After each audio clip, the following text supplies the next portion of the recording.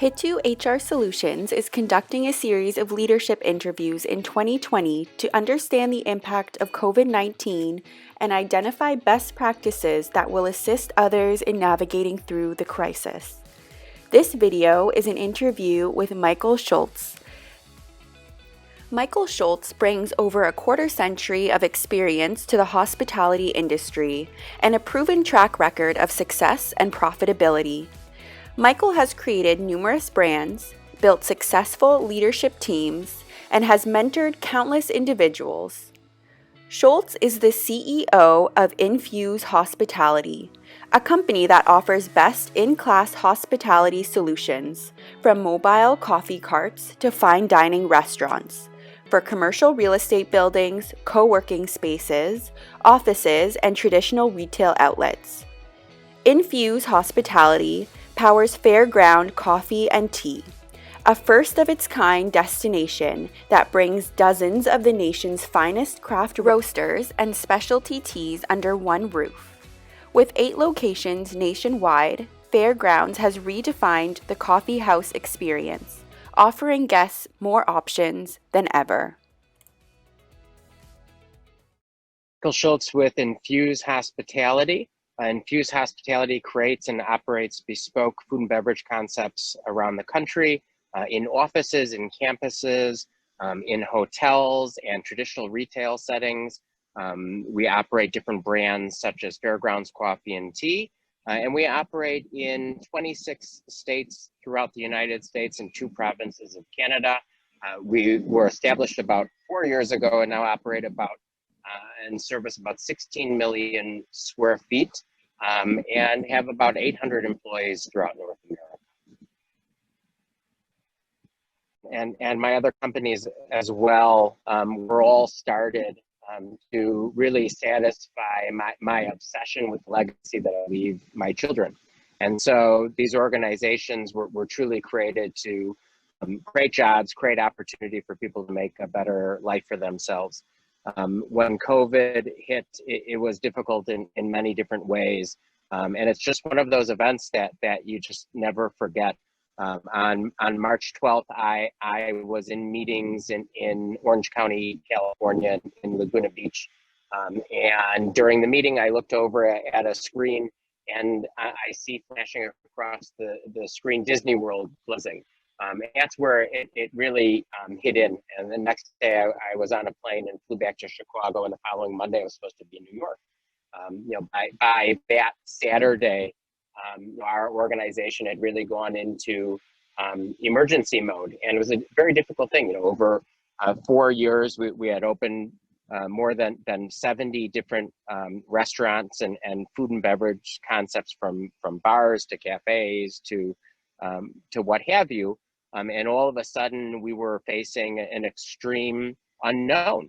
And so as an organization, we went into these strategy meetings that were taking place 3 times a day to kind of attack this unknown enemy. And it was a very difficult thing. And I remember sitting there, having never closed a business. I've sold companies. I've never, ever closed anything down. And all of a sudden, we're looking at a map of all these different things happening throughout the United States.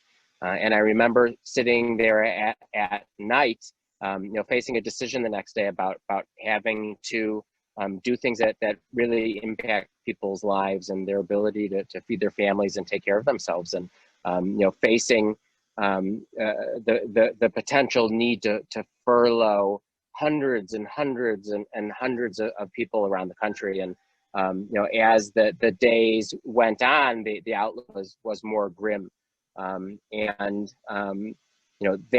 decision was extremely painful. And I remember sitting in my library and just in a sense of disbelief and shock, and really extremely upset about the decisions that we were going to have to make the next day, and what kind of impact that was going to have, and how that was going to impact my legacy and these individuals. And I really felt all of a sudden like I was failing them.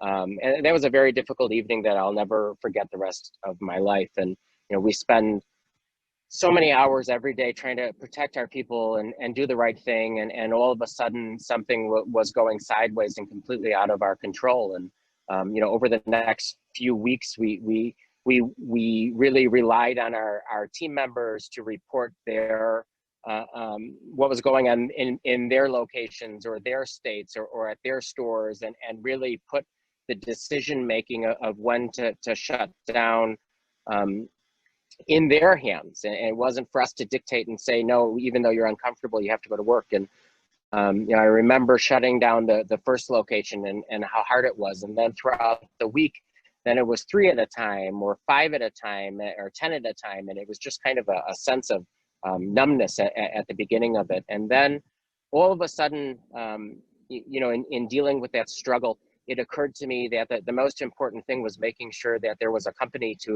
that existed on the back end of this. And what would it look like if we didn't exist? And there's hundreds and hundreds of people who don't have jobs in the back end of COVID. And so we went from a mindset of being sad and playing not to lose, and really shifted the mentality into going to war, and we're going to fight and we're going to play to win, and shifted kind of the mindset and the strategy, and dove deep then into planning and how we were going to get through this unknown amount of time. But it was a very, and it is today, a very difficult struggle, because it's really impacting people that we care very deeply about. So all of the focus was on our people and the impact that it was going to have on them. And it was really the first 2-3 weeks was 22 hours a day of working to make sure that there was a path to get to the other side. But definitely a day, weeks, months of my career and my life that I'll never ever get.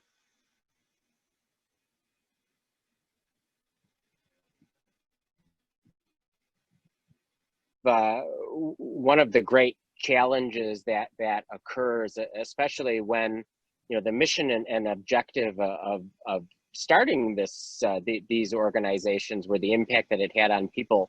And again, as I referenced earlier, the legacy and the stories that I leave behind one day when I'm gone, that people will share with my children. The initial reaction is to do whatever possible to keep everything open, to keep everybody working, and protect them. And so there was initial resistance to ever shutting anything down.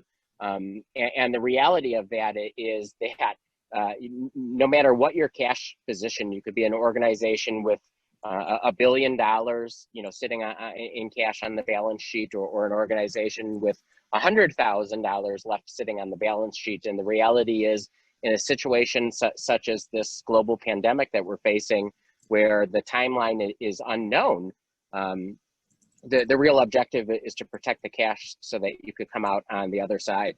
And so at first it was the instinct was, I need to keep everything open no matter what it costs. We're going to keep everybody working, and we're going to keep everybody's insurance going, and we're not going to take any government assistance, and we're going to make it through on our own.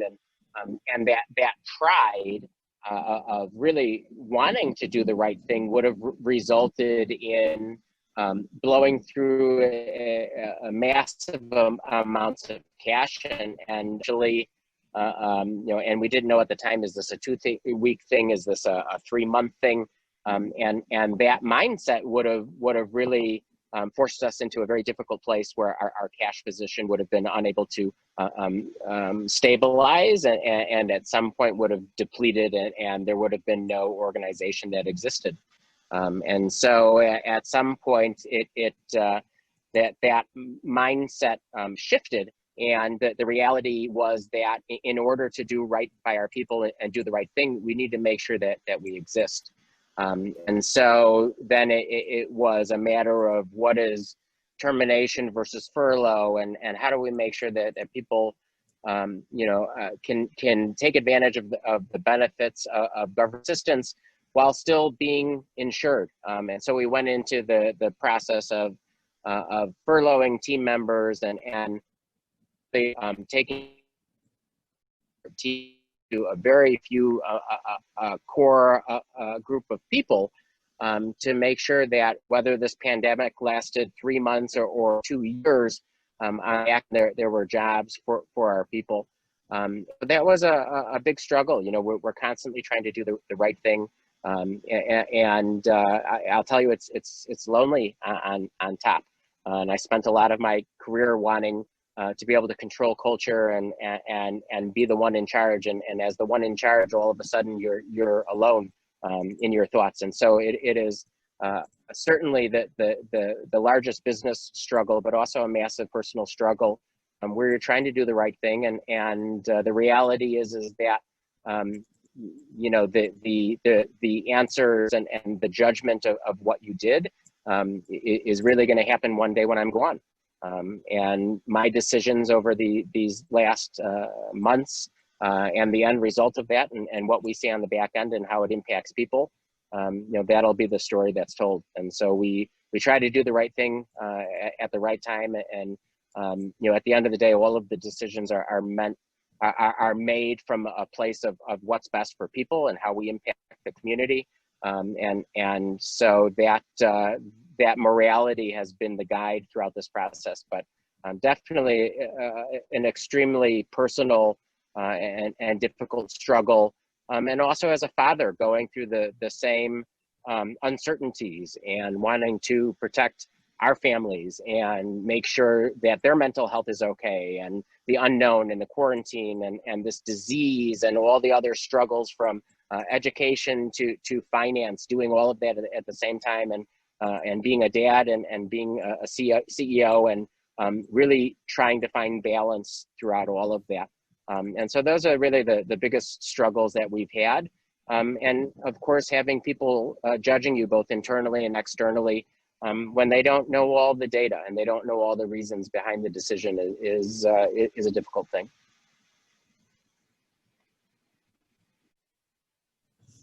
So like everything that I face in life, whether it's personal or business, I don't look at it and wonder why or why is this happening or how is this happening, whether it's good or bad. I always try to look for the meaning. And at the beginning of COVID and throughout, I keep asking myself the same question. What is it from this that we're supposed to learn? And really within the first couple of weeks, once we kind of got through the nightmare and the dark cloud and figured out a path, I tried to look for not only what are we supposed to learn, but the positives that can come from this. And it was a similar thing in 2008 and 2009. And the reality is the answer to all of it is in the past. And as human beings, we oftentimes, whether it's social injustice or business or governments, we forget that everything that's happening now has happened before. And so I really had a sense of calm at some point when I started looking for what's the lesson to be learned. And I noticed all of a sudden that there was goodness, and it's very easy to fall into the darkness and the dark cloud and be distracted and guided by that. And I'm an individual that believes that you know, one little bit of light can take away all of that darkness. And all of a sudden, I saw things slow down, and I saw families in the evenings walking together, and the electronics were away. There were no iPhones, there were no iPads. People were coming out of their houses. Neighbors who never spoke to each other were waving and saying hi as they walked down the street. And families were spending time together, and all of a sudden people became a little kinder. Things became a little bit slower. And I started looking at the positive of COVID, in that it presented an opportunity for people to come together, and a hope that all the distractions and things have become so fast, and the really depletion of family values and balance in time and respect of individuals' personal time, and the focus on immediate urgency and the fallacies that people see on Facebook and other social media, where everything is wonderful and everything is great. And all of a sudden I said, maybe the meaning in all of this is for us to slow down and take a moment and kind of rethink the order of importance and imbalance that's been going on for decades. And it gives us an opportunity coming out of this for a fresh start if we don't forget and if we look for the lessons. And also in all of this, there were awful things going on. There were so many great things going on. There were so many helpers. There were so many heroes. There was a sense of the ability for communities or countries or the world to come together and forget all the things that are polarizing and pull us apart and focus on something that can bring us together. And so in all of this, I saw light and I saw opportunity, and I saw many lessons to be learned. If we can take a moment and be quiet and look for them, they're certainly there. Even in moments of great darkness, there's light and lessons and goodness. And so I chose to focus on that and to share positivity and good energy and hope for people that felt that there wasn't hope, and that this isn't a new norm. The absence of human interaction is not a new norm. The isolation and feeling alone is not a norm. It's a temporary pause. And hopefully everybody utilizes this time to come out of it better and hopefully a little bit more kinder and gentler and a little more understanding. And so that's my hope for the results and the goodness that comes out of all of this darkness. For myself and our organizations, really the priorities pre-COVID and during and post-COVID haven't really changed. The priority from the very beginning was having an impact on people, having an impact on the communities in which we operate. COVID has really just kind of reassured us that it's important that that be the nucleus. In business, I really feel that success is a byproduct of fulfilling your passion. If the focus is money, if the focus is things, very rarely does it happen. If it's about pure honest effort and impacting others, then it really comes naturally. And so an example of that for us is that, we really, as we began moving into reopening, some of our locations around the country, we reopened earlier than we would have if the focus was just finance based, because we felt that it was going to have an impact on our people in society. And we feel, especially in our industry, a lot of people were struggling with the isolation and depression, and giving them the ability to escape everything that was going on. I know at a point, people would go from watching CNN to Fox to this, that, and the other, and really, 24/7 got wound up in all of this information that was going at lightning speed, and it caused massive anxiety. The ability to escape that for 4 hours or 6 hours or 8 hours or 10 hours and be able to go to work and have some kind of sense of normalcy. We wanted to be able to provide that opportunity for our team members that felt comfortable coming back to work. And in that same sense, we felt a duty to the public to provide them that same kind of opportunity. And so, in my business, we say oftentimes, like, we don't take it that seriously. We're not operating on people's children, and no one's going to die. But, the ability to give somebody a momentary escape and allow them to leave their house and walk down the street or get in a car and go somewhere and get a latte or get something to eat and get back to some of those patterns, those normal activities that they had pre-COVID, was our little way of having an impact and giving people hope and giving them something to look forward to. And so, we we made the decision, even though we knew that it would be at a loss, to give an opportunity for a little bit of norm and a little bit of an escape. And that's just one of the things that we did because we felt it was the right thing to do. It wasn't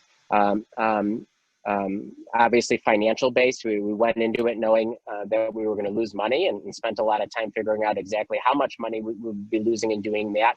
But balance that as how important it was for our people in the communities in which we operate.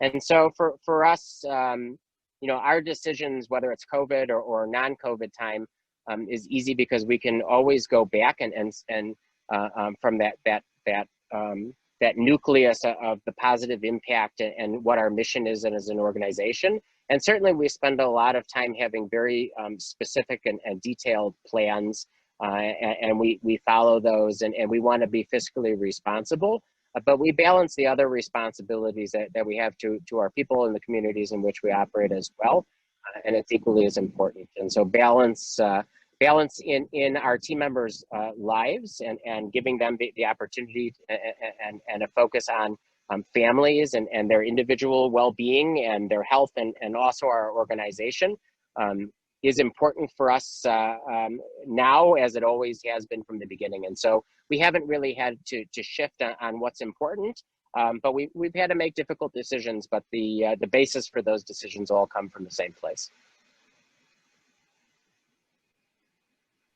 One of the things that changes, in any business in times like this is that you figure out even better ways to operate and be scrappy. And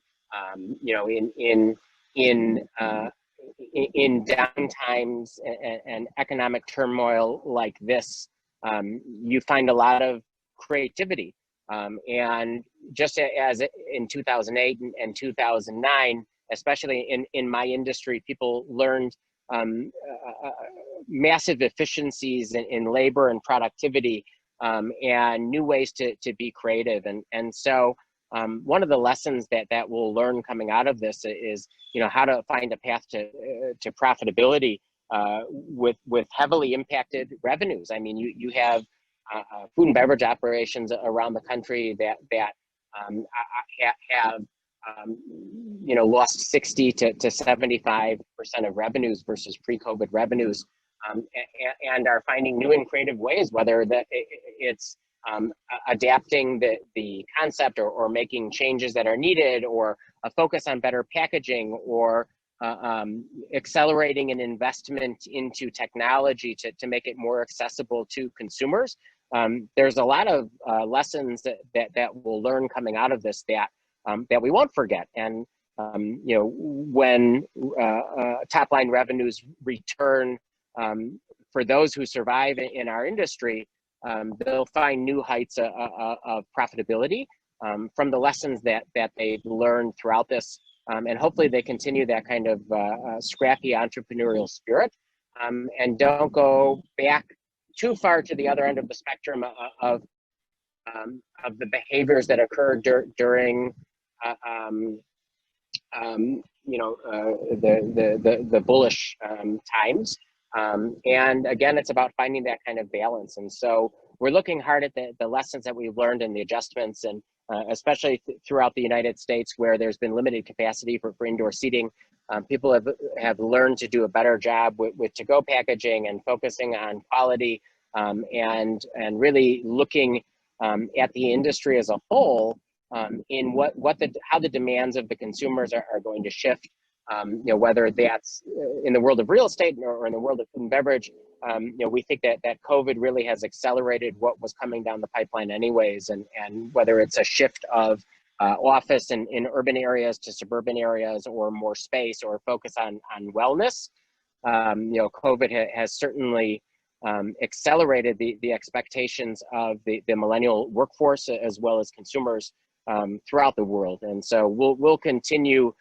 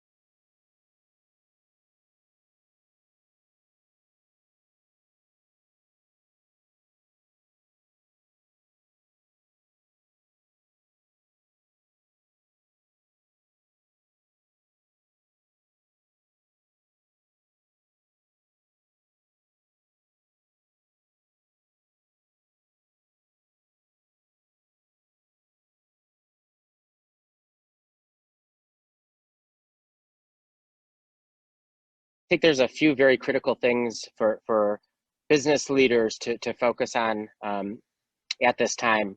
I've always looked at as money as not that valuable, because you can always make more of it. And in the end, no one cares. No one counts your things, and you can't take it with you, and it has no value. The value is in what you leave behind. The most valuable thing that we have is time. It's our most valuable resource. We don't know how much of it we have, and once you spend it, it's gone. And so as COVID has presented more free time, I hope people are focusing on how they're spending it wisely. It's so valuable now that we have the one thing, especially as entrepreneurs, that we never have is time. It's especially when you love what you do, you do it all the time. It's a pleasure. You never turn it off. You're always working and looking and thinking, and it's critically important right now that we utilize that time and invest it extremely well. Whether it's looking at efficiencies in your organization, or looking at how you function, and are you inclusive to all, and is that an area of improvement for your organization? And all these things that we never have time for, we have time for now. Make sure you invest it well and wisely, because soon enough, and I don't know, is it tomorrow? Is it a year from now? Is it 6 months from now? At some point, people will get back to norm. I don't believe when people say this is the new norm, I don't believe in that at all. And things will return, and the lessons will be learned and remain. But how we use our time now and invest is really going to determine what it looks like a year from now and 3 years from now. So use your time wisely. Invest in things that you didn't have the opportunity to do to make your organization better. To reevaluate the people that you have in place and what's important to you, and what you spend your money on, and the difference between I want that, but do I need it? And really dig deeply and take an internal glance at where there's areas of opportunity for you to improve, because now is the time, and all of a sudden the free time will be gone, and it'll be back to the hectic pace of pre-COVID. And so now is an amazing opportunity for all of us, both professionally and personally. And that's the other recommendation I have. Use your time now wisely. If you have a little bit of extra time to spend with a loved one, to volunteer, money doesn't buy happiness. Happiness, if you want to be truly happy, go feed a starving person, go volunteer, go do something to impact. Initiate something within your organization where you give your team members the opportunity to give back and help, and feel what true success and true happiness is. It's about helping others and creating opportunities and having an impact on them. And if as organizations we truly are successful, that means that we have the ability to create change for the better, and we have the responsibility and great pleasure and honor to do that. So take the time to do good, help other people, spread some kindness and happiness, and make yourselves and your organization better. And don't forget to reach out to your loved ones and take the time to spend with them that you haven't had before, and invest now with your time as you would with your money, and just be grateful for what we have now versus looking at the things that we don't. Thank you for watching. We have more leadership interviews coming soon. Subscribe to hituhrsolutions.com/blogs to stay informed.